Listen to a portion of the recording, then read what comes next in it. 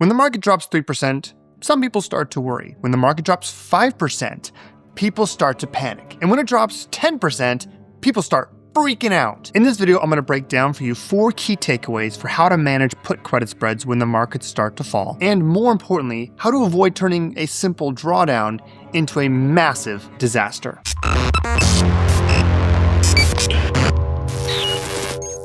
Hey guys, welcome back to the channel. I want to start this video by sharing with you a story. Back in 2008, I was 22 years old and I was in the process of attending the police academy. I was just getting ready to graduate. Things were looking great.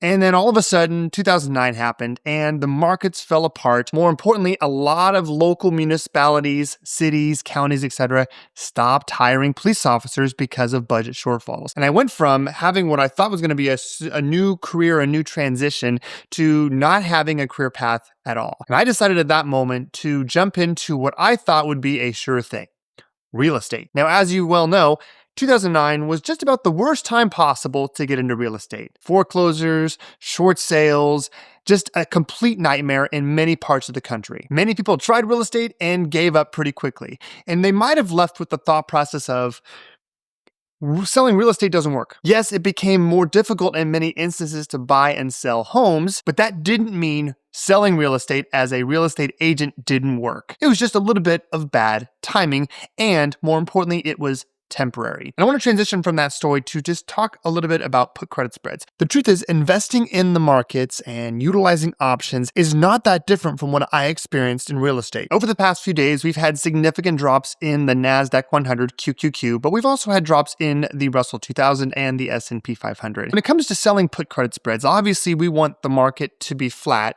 maybe go down a little bit, but more importantly, we want it to go up in value because that obviously leads to higher levels of profitability. But when these things happen and when they happen quickly, then there's a lot of anxiety, a lot of emotions built up in investors. When we start thinking based on our emotions, not based off of logic, a lot of mistakes get made. I've made certainly plenty of them over time as an investor when we start to make decisions in our account based on emotions. So the first key takeaway I want to have for you guys when it comes to managing put credit spreads, selling put credit spreads when the markets fall is calm down. You gotta calm down. One of the key benefits for put credit spreads is we are inherently, with the actual structure of the strategy, we are mitigating risk. When the markets fall and you're using put credit spreads, or maybe you're shorting the market in general, there's no downside hedge. If the market falls $50, $100 per share, $200 per share, there's no end to the amount of losses you can experience. But remember, with put credit spreads, we have structurally created a cap on our losses. We are selling a put option with a put credit spread and we are buying one lower. And that difference between the two strikes, that is our max loss. And then you also actually get to reduce the amount of option premium you receive. That's the true max loss. If your spread is $5 wide, it's $5 times 100, because 100 shares in a contract, so $500. But if you collected, let's say, $150 for that spread, then your actual max loss is $350. So already you should be able to breathe a sigh of relief when the market starts to move against you with a put credit spread, because you know that your risk is capped. So when you've got that put credit spread here and the market starts to fall, yes, your short strike is going to increase in value, which is bad for us as an option seller, but that long strike, the one that's below it, also will increase in value. And eventually, even if the market falls below both strikes, then they both increase in value and you cap your risk. Now, once you've calmed down, step 2 is to avoid disaster. What do I mean by that?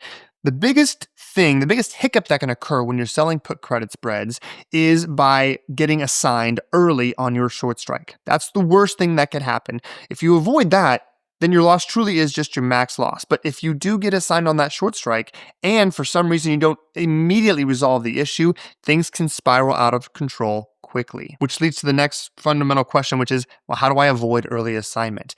The biggest thing you can do, it's actually not so much about in the money versus out of the money, though it is important. The biggest thing you need to do is make sure that you are not in the trade at or near expiration. Remember that with options contracts, you have the value of them is made up of 2 things: intrinsic value and extrinsic value. Intrinsic value is how much value the actual contract has right now if you were to request assignment.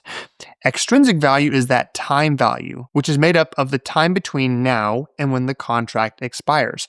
Because during that gap of time, anything could happen. Markets could go up, markets could go down, or nothing could happen at all. They could even go up really high or really low. Because there's ambiguity involved with what would happen during that time frame, there's value there. Most people get into trouble when it comes to assignment because the amount of extrinsic value left in the contract is really small, which means that the option holder, the person on the other side of the transaction, has no real value or benefit to holding on to that contract. If there's no extrinsic value, or there's very little extrinsic value, then they're better off requesting assignment. This is why selling put credit spreads with lower DTEs actually can be much more risky. Think 0 DTE, 1 day to expiration.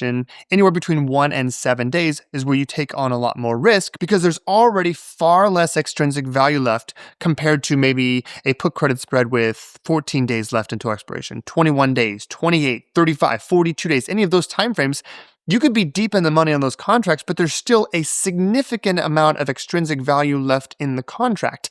And for thinking about the other side of the equation with the option holder, if they request assignment early, they are giving up their extrinsic value in that situation. And that might be a sizable number with an option with 7 to 35 days remaining. But it's not as significant of an issue when you've only got 0 to 7 days left. So one of the best ways to mitigate that risk is to just get rid of those contracts with more time remaining in the contract. As you can see on the screen right now, I've got maybe 15 to 20 contracts that are at the money or in the money. But I'm not concerned, and here's why. These 3 different tranches of contracts I have, or spreads, I have expiring February 27th, March 6th, and March 20th. They were opened somewhere between, we'll call it 38 days and 50 days until expiration. So yes, a lot of them are in the money, but there's still a significant amount of time left until expiration, which means that ambiguity, that time left, could lead to a complete reversal in the option, could lead to even lower prices or nothing at all. We don't know. And as a result, that extra extrinsic value that's built into the contract, that leads to a very low, near impossible, but not, it's definitely possible, but almost a 0 possibility that somebody would request assignment early with that much time remaining. And by extension, when you have contracts with that much time remaining, and going back to our example, right, with the amount of the max loss, if you have a $5 wide spread and you collected, let's say, $150, normally your max loss would be $350. You're not going to realize that maximum loss of $350 unless you generally hold it until close to or at expiration, when all of that extrinsic value has just about bled out of the option contract.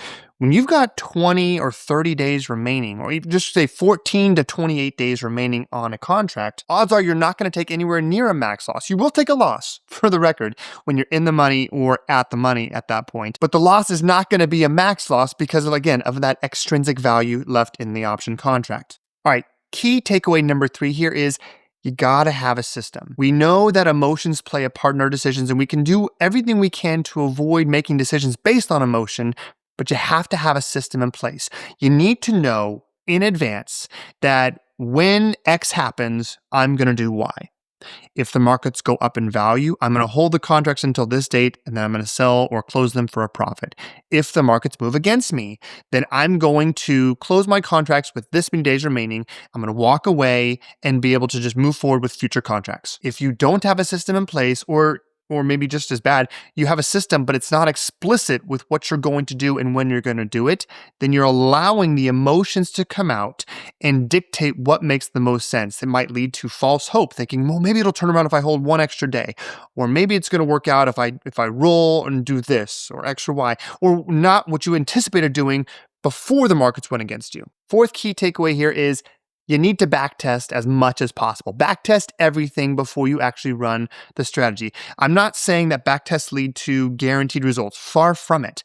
But you should know before you enter any type of strategy, whether it's 0 days to expiration, whether it's 7 DTE, whether it's 30 days, whether it's 45 days, whatever strategy you want to run, you need to know what has happened in the past with that strategy and how consistently it has performed. That's going to already lead to expectations and help you understand that, yes, these strategies in the past, they worked, they were profitable, but there were times when there were drawdowns. There were times when it worked against us. If there was a perfect income strategy, somebody would have already done it. It would have definitely been figured out prior to January or February of 2026. and we'd all be doing it or having someone else do it for us. Markets are dynamic, and there is definitely no guarantee that the future is going to be anything like the past. But what we should do is we should do our due diligence. We should be able to take a look and say, okay, I'm going to run a strategy of 42 days to expiration openings trades, and I'm going to close them at 21 days. And I'm going to use the 30 delta or the 40 delta or the 10 delta. And I'm going to close these trades on this date. And the back test that I've done, whether it's with eDelta Pro, which is what I use, or the ORATS platform or Option Omega, whichever backtesting platform I use, the historical results dictate that this strategy is profitable about 70% of the time or 80% of the time, and generally it works out in this way, shape, or form. And when you know in advance that those drawdowns can occur and will occur at some point in the future, then your emotions are already in check a little bit more because we knew this was going to happen. Speaking of backtesting, this is my eDelta Pro backtest log. All of the different backtests that I've run in the past on QQQ, SPY, over 5 years, over 10 years, different technical filters, different win rates, profit and loss per trade, per day, etc. If you want access to this backtest log, you want access to an amazing community of income investors looking to create income by selling options, then you should definitely consider joining the Average Joe Investor Income Academy on the School platform. We have great discussions every single day during office hours and live trading, every single weekday, an ever-growing classroom with videos for me, an ever-increasing amount of spreadsheets that I utilize in my videos that are available in the Spreadsheets Gone Wild section, a solid introduction to options course to get you acclimated to what options are and how they work, and we've got future classes coming online here soon. If you want to learn more about joining the Average Joe Investor Income Academy, check out the link down in the description below. Hopefully you found some value out of this video, guys. Make sure to leave your 2 cents down in the comments below. It's my goal to respond to as many of those comments as possible on the day I post a new video. Again, if you want to join the Average Joe Investor Income Academy, check out the link down in the description below. That's all I got for you guys. Have a great rest of your day, and thanks for watching.